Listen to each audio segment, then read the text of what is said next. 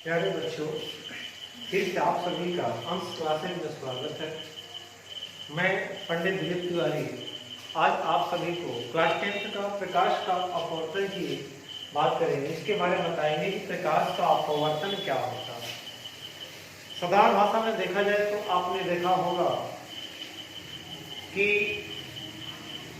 जब किसी ग्लास में, कांच का ग्लास हो और उसमें पानी भरा हो, उसमें कोई चीज हम डालते हैं, कोई कलम डालते हैं या कुछ भी डालते हैं, तो हमने देखा होगा कि वो अगर साइड से तो देखा जाएगा तो ऐसा लगता है कि वो क्या हो, ये वहां से मुड़ गई।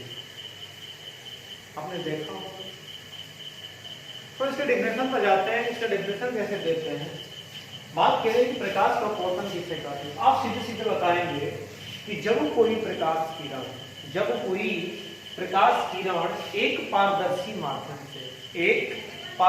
माध्यम से दूसरे पारदर्शी माध्यम में जाती है, जब कोई प्रकाश किरण एक पारदर्शी माध्यम से दूसरे पारदर्शी माध्यम में जाती है तो वह अपने मार्ग से विचलित हो जाती है। इस घटना को प्रकाश का अपवर्तन करते हैं। थोड़ा समझाने का प्रयास करेंगे। जैसे मान लेते हैं कि हमारे दो माध्यम हो गए। एक हमारा ये हमारा एक कांच हो गया। जैसे मान लेते हैं कांच हो गया, नीचे वाला, ऊपर वाला क्या हो गया, हवा, वायु लिख दे। ये दो माध्यम हो गए। मान लो जब इधर से प्रकाश की किरण ऐसे आएगी, आप देखेंगे ऐसे ये झुक जाएगा, आ रही है, और इधर क्या हो रही है, झुक जा रही है। इससे हम क्या करेंगे, एक अभिलंब खींच लेते हैं। क्या करते हैं, एक अभिलंब खींच लेते हैं। ये हमारी क्या होती है, आपतित किरण होती है। आपतित किरण। और यह जो किरण होती है इसको हम लोग अपवर्तित किरण बोलते हैं। क्या बोलते हैं, अपवर्तित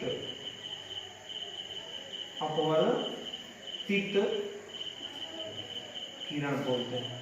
क्या बोलेंगे, अपवर्तित किरण बोलेंगे। अब इसमें आपको देखना होगा कि जो आपतित किरण और ये क्या होता है आपका अभिलंब, क्या है, अभिलंब। ठीक है। आपतित किरण और अभिलंब के बीच जो कोण बनते हैं इसको आई से दिखाते हैं।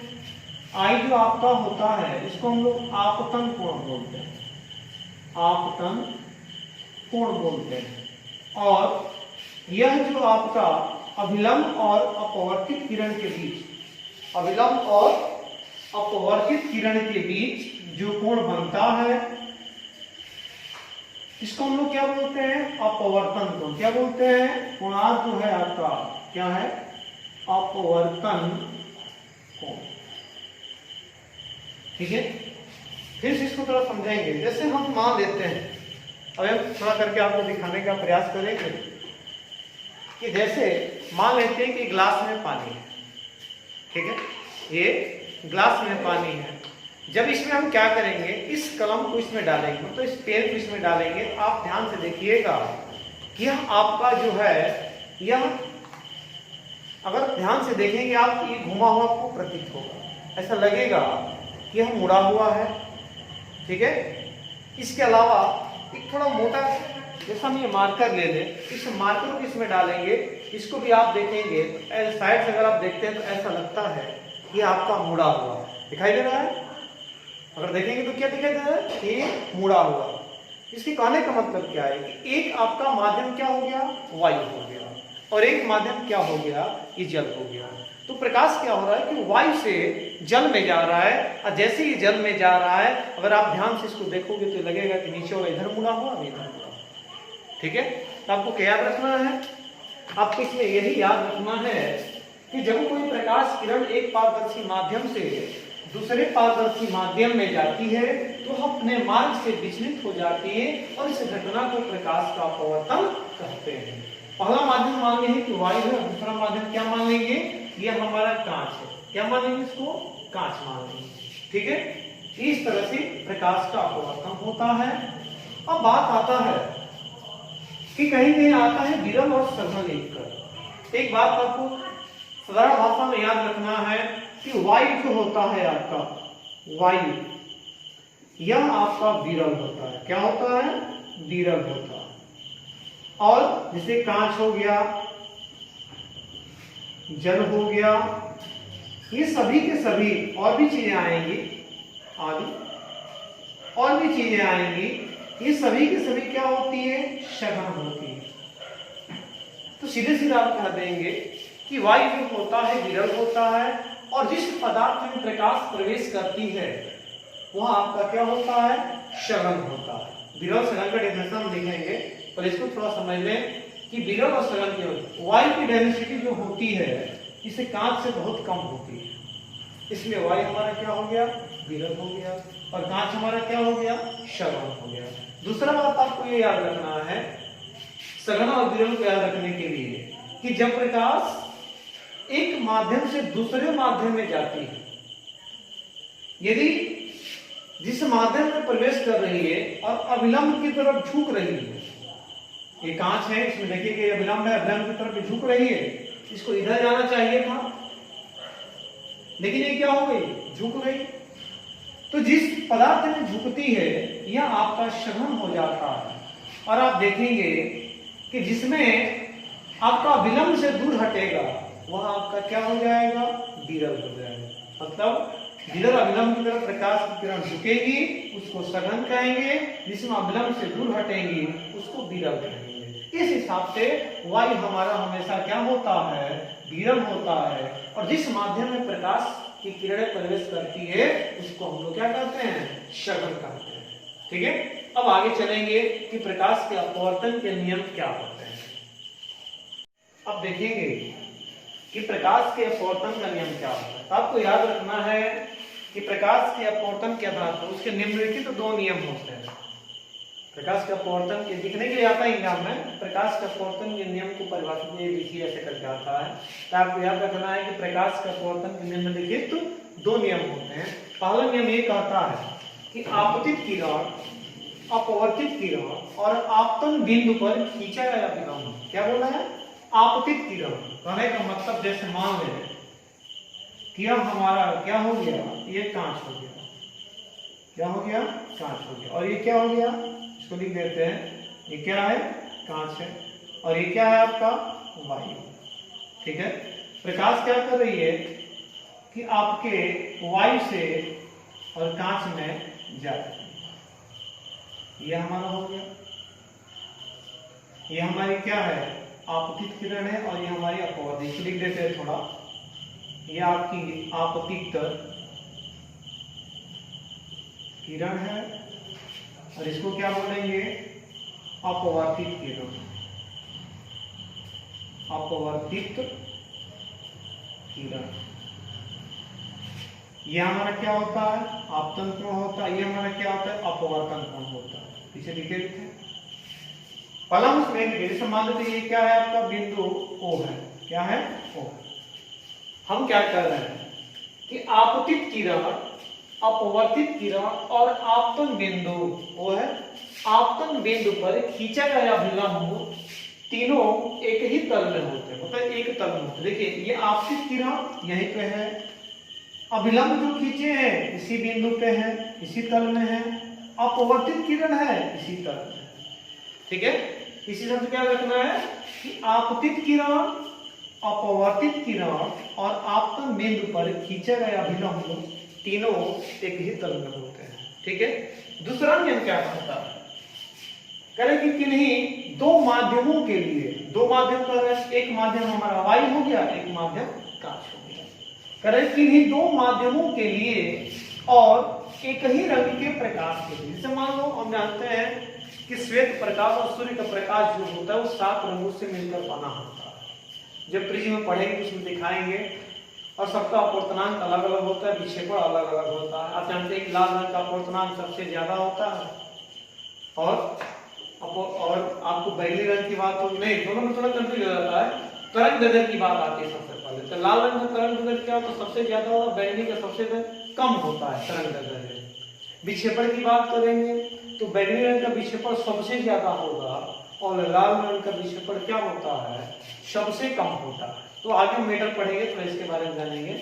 हमें यही लिखे हैं कि किन्हीं दो माध्यमों के लिए, एक माध्यम वायु हो गया, एक माध्यम कांच हो गया, एक ही रंग के प्रकाश के लिए, कोई भी रंग ले लें, लाल, हरा, पीला, एक ही रंग के प्रकाश के लिए आपतन कोण की ज्या साइन तथा अपवर्तन कोण की ज्या का अनुपात एक नियतांक होता है।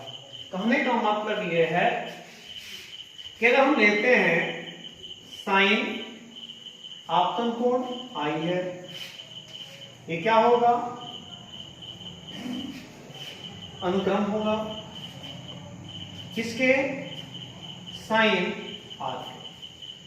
जब इसको हम हटाएंगे तो हमारा निकल कर आता है कि साइन आई बराबर एन इंटू साइन आर। और यहां जब लिखते हैं तो एन बराबर जो आता है हमारा, ये साइन आई बटे में साइन आर। ये बात आपको क्या करना है, याद रखना है। इसमें लिखे नहीं है, देखिए साइन आई जो है मतलब साइन आपतन कोण की ज्या और अपवर्तन कोण की ज्या का अनुपात क्या है, एक नियतांक है। इस नियतांक को हम लोग क्या कहते हैं, अपवर्तनांक। क्या कहते हैं, अपवर्तनांक बोलेंगे। ये बात आपको क्या याद रखना है। एन क्या है आपका, अपवर्तनांक, ठीक है। तो थोड़ा हम इसको समझेंगे। इसमें लिखे हैं कि साइन आई बटे में साइन आर, केवल इन न लिखकर इसको इस प्रकार से लिखा जाता है। ये y से कांच मिला है, तो y के साथ एक कांच का, इसको ऐसे लिख सकते हैं 1n2 बराबर साइन आई बटे में साइन आर। ये मीटर आपका, या आप ऐसे इसको लिख सकते हैं कि पहला y है तो ऐसे लिखेंगे an, क्या लिखेंगे an, किसी में जा रहा है कांच में, जैसे जी ग्लास होता है, ये क्या हो जाएगा साइन आई बटे में साइन आर। ये इस प्रकार से आपका क्या हो गया, प्रकाश के अपवर्तन के नियम हुआ। देखिए एक बात इसमें ये भी आपको याद रखना है कि जो हम प्रकाश के अपवर्तन का दूसरा नियम जो बताते हैं कि किन्हीं दो माध्यमों के लिए एक ही रंग के प्रकाश के लिए आपतन कोण की ज्या अपवर्तन कोण की ज्या का अनुपात एक नियतांक होता है। इस नियम को हम लोग एक वैज्ञानिक थे स्नेल, उनके नाम पे भी व्यक्त करते हैं। तो सीधे सीधे बताएंगे कि प्रकाश के अपवर्तन के दूसरे नियम को क्या कहते हैं, स्नेल का नियम ही कहते हैं। अगर आपके लिए लिखने के लिए आता है कि स्नेल का नियम किसे कहते हैं, ये सेकेंड वाला जो है इसको हम लोग क्या करेंगे, पूरा पूरा लिखेंगे। और लिखना हो तो कैसे लिखेंगे, उसमें लिखेंगे स्नेल के नियम में कि किन्हीं दो माध्यमों के लिए और एक ही रंग के प्रकाश के लिए आपतन कोण की ज्या तथा अपवर्तन कोण की ज्या का अनुपात एक नियतांक होता है, और इसे ही हम लोग स्नेल का नियम कहते हैं। ठीक है, ये बात आपको क्या करना है, याद रखना है। नोट नंबर दूसरा हम लिखे कि नियतांक क्या है, m। नियतांक को पहले माध्यम के सापेक्ष दूसरे माध्यम का अपवर्तनांक कहते हैं। 1n2 से इसको क्या करेंगे, प्रदर्शित करेंगे। देखिए यहाँ पे लिखे हैं 1n2 बराबर sine i upon sine r, और पहला माध्यम y है इसके लिए an, और नीचे वाला कहां से प्लस लिखेंगे। अगर ये आपका पानी होता तो सब कुछ इस तरह हमारा क्या हो गया, प्रकाश का अपवर्तन नियम पूरा हुआ। अब इसमें थोड़ा एक न्यूमेरिकल हम लोग देखेंगे कैसे आते हैं हल करने के लिए। अब देखेंगे हम लोग अपवर्तन से संबंधित कुछ महत्वपूर्ण बिंदु है। अच्छा, इसमें बात आता है अपवर्तन, प्रकाश का अपवर्तन होता है।